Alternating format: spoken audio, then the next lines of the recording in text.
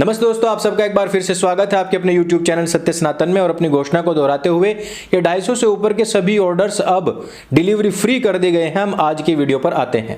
सुनने में आया कि राहुल गांधी साहब अब 9 दिन की छुट्टियां मनाने के लिए जा रहे हैं। अभी भारत तोड़ो यात्रा में उन्होंने संसद का जो सत्र चल रहा है उसको तो स्किप किया ही, बाद में कहते हैं कि भारतीय जनता पार्टी ने ईवीएम हैक कर ली। अभी नंगे नाच को सपोर्ट कर रहे हैं, दीपिका पादुकोण के पक्ष में अनर्गल प्रलाप करते हुए उसका सपोर्ट कर रहे हैं और बाद में कहेंगे कि भारतीय जनता पार्टी तो धोखे से जीतती है, अगर ईवीएम हटा दिया जाए, बैलेट पेपर लाया जाए तो कांग्रेस वापस से बन जाएगी। ठीक उसी प्रकार से जिस प्रकार से नेहरू साहब 15 साल तक प्रधानमंत्री बनते रहे। अगर हम बात करें भारत तोड़ो यात्रा की और 9 दिन की छुट्टियों की, तो ऐसा हमारे गुप्त सूत्रों ने बताया कि राहुल गांधी साहब पहले से ही विवाहित हैं। भारत में इस प्रकार का डंका बजाया जाता है कि राहुल गांधी साहब अभी तक अविवाहित हैं, जबकि यह बात झूठी है।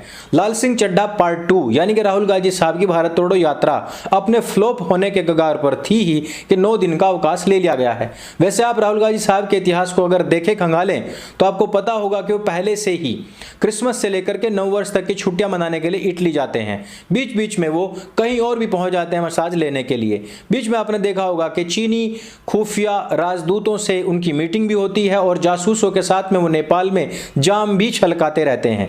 इस प्रकार के सारे कारनामे करने के बावजूद वो दूसरों को धोखेबाज और अंग्रेजों का चापलूस या चीन का गुलाम बताते घूमते हैं। कांग्रेसियों की एक बड़ी समस्या है कि हमेशा देश विरोधी लोगों को अपने साथ में लेकर के चलेंगे और फिर कहेंगे कि सामने वाले ने ईवीएम हैक कर ली है। आपको थोड़े दिन पहले मैंने बताया था किस प्रकार से कांग्रेस के लीडर्स 15-15 मिनट के स्लॉट पर एक्टर और एक्ट्रेसेस को पैसे देकर के अपनी यात्राओं में बुला रहे थे।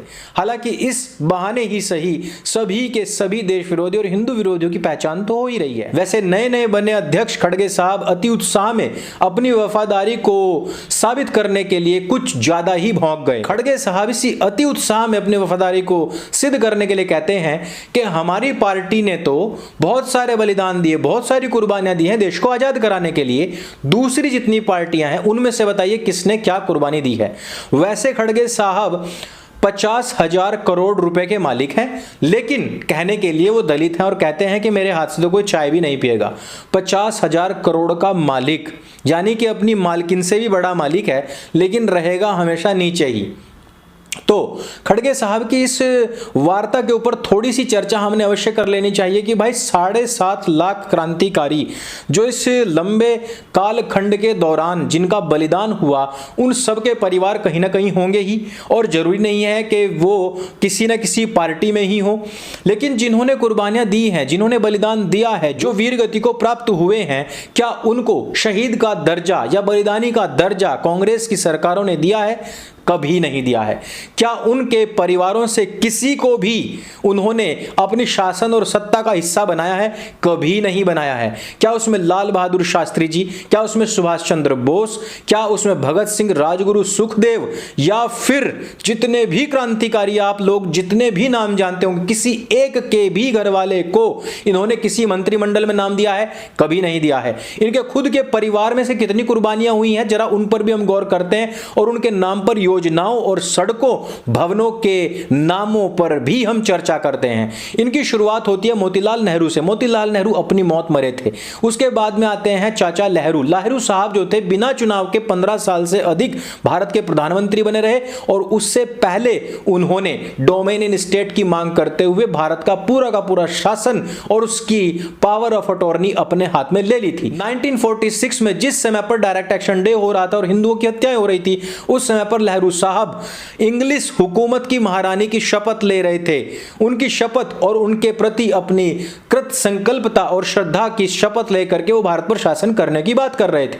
उसके बाद में शासन आता है इंदिरा गांधी का। उस समय तक भारत आजाद हो चुका था और उनके ही द्वारा पैदा किया गया भिंडरवाला आखिर में आकर के आतंकवादी बनता है और उसके खात्मे को लेकर के जो उन्होंने मिशन छेड़ा था, उसकी प्रतिक्रिया में उनकी हत्या हो जाती है। कौन से देश की आजादी के लिए इंदिरा गांधी की हत्या हुई, हमें भी बताइए खड़गे साहब। इस प्रकार से भौंकने से कोई कार्य होने वाला नहीं है।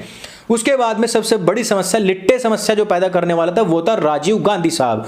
राजीव गांधी साहब के भी क्रिया की प्रतिक्रिया हुई और उनको एक बम धमाके में उड़ा दिया गया। राजीव गांधी साहब कहा करते थे कि जब बड़ा पेड़ गिरता है तो उससे धरती तो थोड़ी सी हिलती ही है। ये धरती जो हिली थी उसमें तकरीबन 5 से 6 हजार सिख मारे गए थे। उन 5-6 हजार सिखों के मारे जाने के बाद में तब से लेकर के अब तक पंजाब में 60 से 70 हजार हिंदू मारे जा चुके हैं। यह कांग्रेसियों का, गांधी लहरू परिवार का एक इतिहास रहा है। गांधी लहरू ने मिलकर के भारत का बंटवारा कराया जिसमें कि लाखों हिंदुओं और मुसलमानों की हत्याएं हुई। गांधी की मृत्यु के बाद में 6000 चित्पावन ब्राह्मणों को महाराष्ट्र के पुणे से खोज खोज करके कांग्रेसियों ने जान से मार दिया था। उनके घरों में आग लगा दी थी और छोटे छोटे बच्चों को जला डाला गया था। इंदिरा गांधी के मरने के बाद में भी इसी प्रकार का नरसंहार मचाया गया था। इनके खुद के परिवार के लोग इन्हीं की खुद की साजिश में मरते रहे हैं। लेकिन खड़गे साहब कह रहे हैं कि देश को आजाद कराने के लिए इन लोगों ने कुर्बानियां दी हैं। वैसे इस बात को मैं बिल्कुल भी इनकार नहीं करूंगा कि भारतीय जनता पार्टी ने कभी भी अपने क्रांतिकारियों को सिर माथे नहीं बिठाया है।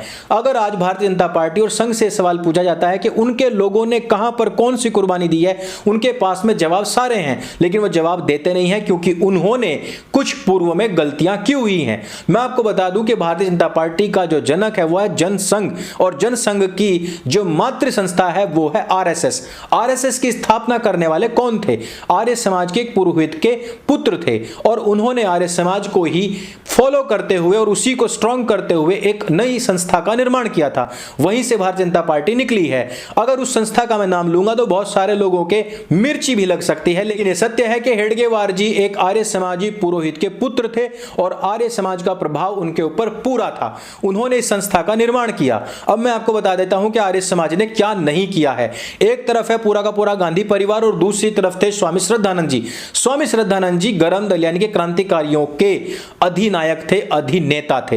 वो सावरकर जी हो, चाहे फिर वो श्याम जी कृष्ण वर्मा हो, चाहे फिर लाला लाजपत राय हो, इन सब के प्रेरणा स्रोत कौन थे? और ये जितने भी क्रांतिकारी हुए ये आगे आने वाले कितने लोगों के प्रेरणा स्रोत रहे हैं? राम प्रसाद बिस्मिल के इतिहास के विषय में यदि आप पढ़ेंगे और यदि आप पढ़ेंगे भारतीय स्वतंत्रता संग्राम में आर्य समाज का विशेष यानी कि 80% योगदान, इस पुस्तक को आज तक कोई भी ढोंगरेसी झुटला नहीं पाया है।